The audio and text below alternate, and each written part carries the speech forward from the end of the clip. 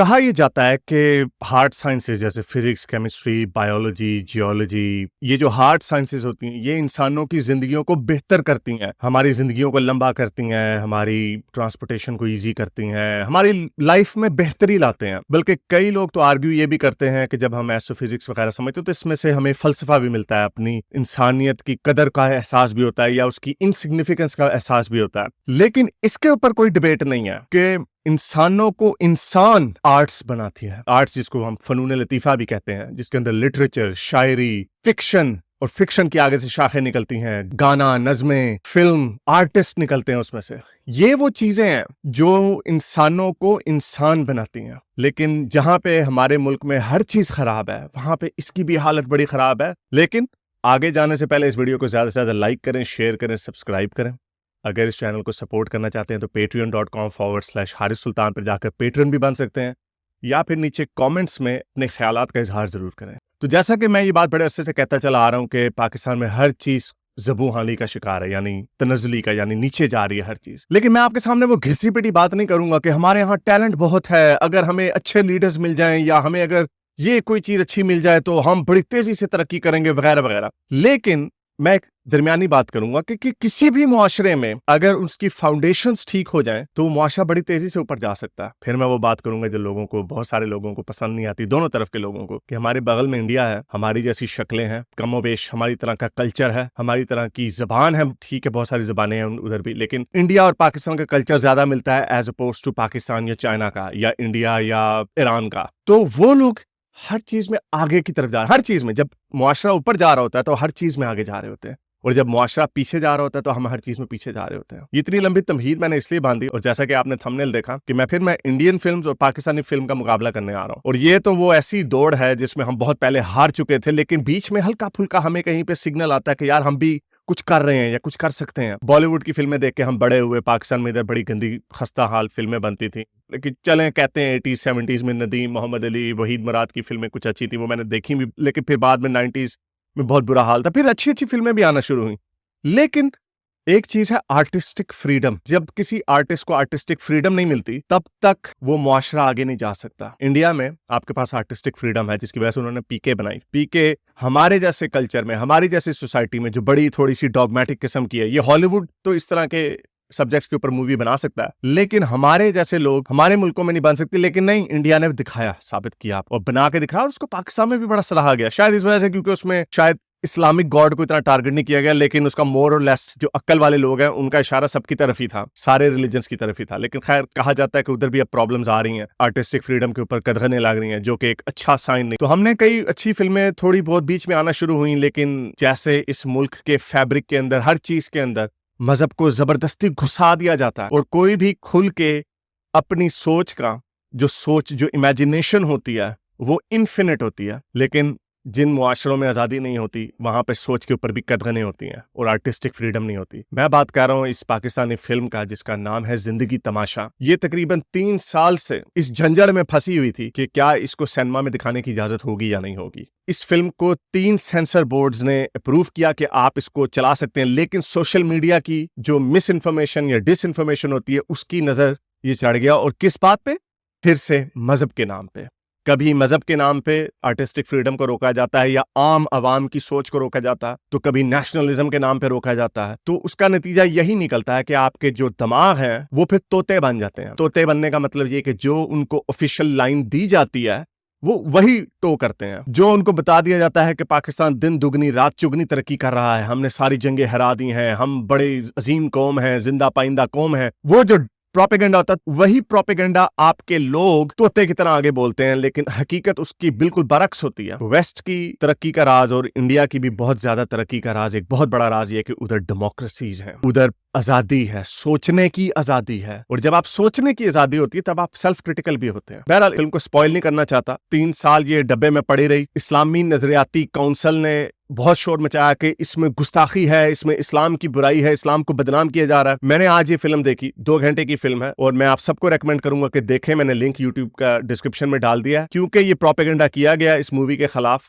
जो कि एक सोशल इशू के ऊपर बनाई गई, एक बड़ा सिंपल सा सोशल इशू है, उसके अंदर इतने सबक हैं, ना सिर्फ हमारी यंग जनरेशन के लिए बल्कि हमारी बूढ़ी जनरेशन के लिए भी, हमारी बड़ी जनरेशन के लिए भी, कि जो स्टेरियोटाइप्स और जो हमने बंदिशें अपने लोगों के ऊपर लगाई, उनके दिमागों को रोका, उसके नतीजे में उसके कॉन्सिक्वेंसेस क्या निकलते हैं। तो मैं फिल्म को स्पॉइल नहीं करना चाहता, लेकिन मैं आपको ऊपर ऊपर से मोटी मोटी बात बता दूंगा जो ट्रेलर में भी था। ट्रेलर में दिखाया जाता है कि एक 60-65 साल का एक बंदा है, उससे कोई गलती हो जाती है और फिर वो बड़ा शर्मिंदा होता है, लोग उसको बुरा भला कहते हैं, बड़ा उसको हैरेस करते हैं, और तंग मोहल्ले में अंदरून शहर के किसी रंग महल लाहौर के किसी अंदरून शहर में रहता है, और वहां पर उसको बेचारे को बड़े चैलेंजेस होते हैं। ये ऐसे चैलेंजेस हुए हैं जैसे कोई अगर किसी यंग लड़के की या लड़की की कोई गंदी तस्वीरें आ जाएं, तो फिर बाद में उन्होंने बताया, तो उसमें ट्रेलर में उन्होंने दिखाया कि उसकी बहस होती है एक मौलवी से, कारी साहब से, और उसको वो कहता है मदरसे में, तो इस तरह की कोई चपकलिश होती है, वो माफी मांग रहा होता है वगैरह वगैरह। तो ये जब ट्रेलर रिलीज हुआ, लोगों ने मशहूर शोर मचा दिया कि भाई ये तो आपने इस्लाम की गुस्ताखी कर दी, ये हो गया, मदरसे में तुमने नाम क्यों ले लिया। हालांकि मदरसे में इंजीनियर मोहम्मद अली मिर्जा के मुताबिक शायद ही कोई ऐसा मदरसा हो पाकिस्तान में जहां पर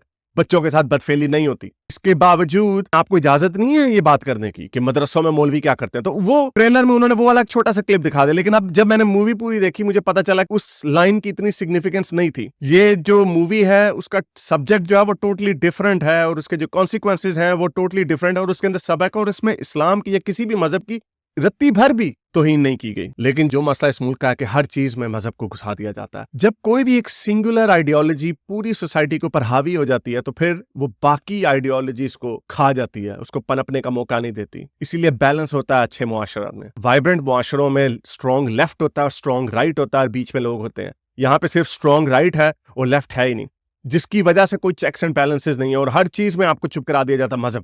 मजहब का नाम ले लो, बस खत्म बात। और वैसे भी इस मूवी के अंदर एक वो सबक भी है जो मैंने बहुत अरसे से कहता चला आ रहा हूं कि इस आग में सब जलेंगे, उसको थोड़ा सा हाईलाइट किया गया, लेकिन वो भी इस तरह हाईलाइट नहीं किया गया जिस तरह मैं करना चाहता होता। अगर मैं वो फिल्म बनाता तो मैं उसको, खैर वो फिल्म वो भी नहीं चलनी थी, अभी नहीं चली तो फिर कब चलनी थी। तो मेरा ये जो हमारी इंडियन ऑडियंस है उनको भी एक पैगाम है कि अगर किसी ने ये देखना है कि मुल्क को फेल कैसे किया जाता है, अगर कोई केस स्टडी होगी, अफ्रीका में भी होंगे बहुत सारे ऐसे मुल्क, बहुत सारे मुल्क आए गए, लेकिन ऑब्वियसली मैं पाकिस्तानी हूं तो मुझे तो पाकिस्तान का ज्यादा पता है। तो पाकिस्तान को केस स्टडी बना के पढ़ना चाहिए कि मुल्क के अंदर मजहब घुसा दो, अपने लोगों को सिर्फ फॉल्स इंफॉर्मेशन दो, अपने मुल्क में सोचने पे पाबंदी लगा, और जो हम सोच रहे हैं वही हमने आपको सिखाना है। दूसरे लोगों से, अपने से डिफरेंट लोगों से नफरत सिखाओ, इंस्टीट्यूशनली, किताबों में, टेक्स्ट बुक्स में पढ़ाओ। और अगर कोई थोड़ा सा भी वाइब्रेंट या एक फ्री मुआशरा, फ्री सोच वाले लोग बच जाते हैं, तो उनके भी मुंह बंद कर दो और उनको भी बोलने या सोचने की इजाजत ना दो। जो इस तरह के ये सरमत खूसट मुसलमान लड़का, उसने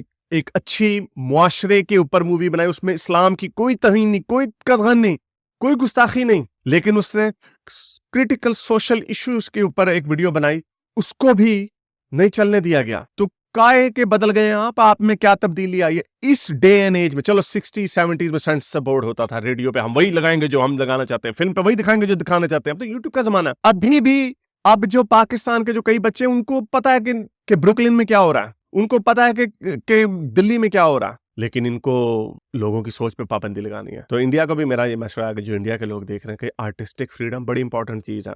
आपके मुल्क में है, हमेशा से नास्तिक मूवी थी, मुझे याद है अमिताभ बच्चन की, वो भगवान को बुरा भला कहते हैं, और मेरे ख्याल दीवार में भी कहते हैं, काफी फिल्मों में वो कहते थे। तो ये हमारे यहाँ पे गर्दनें कट जानी थी अगर यहाँ पे इस तरह की होती। और उसका नतीजा देख लें, एक जहनी तौर पे मऊफ, एक जब मुल्क नीचे जाता है ना, फेल हो रहा होता है, ये हम ड्रामे करते हैं कि ओ जी हमारे लीडर, हर चीज ही खराब है, आवे का आवा बिगड़ा हुआ, और वो फिल्टर डाउन होती है डाउन टू अ रेडी वाला।